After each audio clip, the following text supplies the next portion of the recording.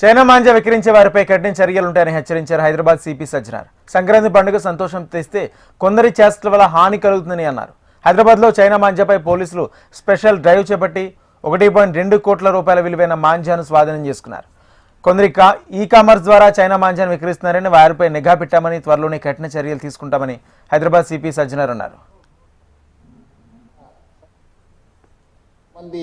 పని వల్ల కొందరు కూడా హాని జరగడం జరుగుతుంది. చాలా మందికి బాధను మిగులుస్తుంది.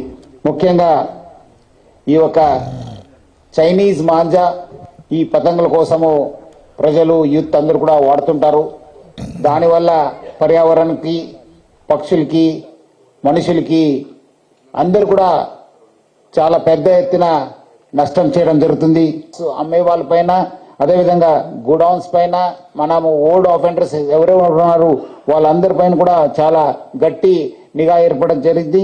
కొంతమంది ఈ మధ్యలో మనము చాలా గట్టి నిఘా ఏర్పాటు చేస్తున్న అన్న వల్ల వాళ్ళు ఈ కామర్స్ సైట్స్ నుంచి కూడా కొంత అమ్మడం జరుగుతుంది. ఇన్స్టాగ్రామ్ కావచ్చు, వేరే ఒక ఈ కామర్స్ సైట్స్ నుంచి కూడా అమ్ముతున్నారు. దానిపైన కూడా మనము ఈసారి కూడా ఆ ఒక లీడ్ కూడా చివరి దాకా కూడా తీసుకెళ్లి ఈ ఎవరెవరు ఈ కామర్స్ సైట్స్ ని అమ్ముతున్నారు వాళ్ళపైన కూడా కేసు కట్టడం జరుగుతుంది.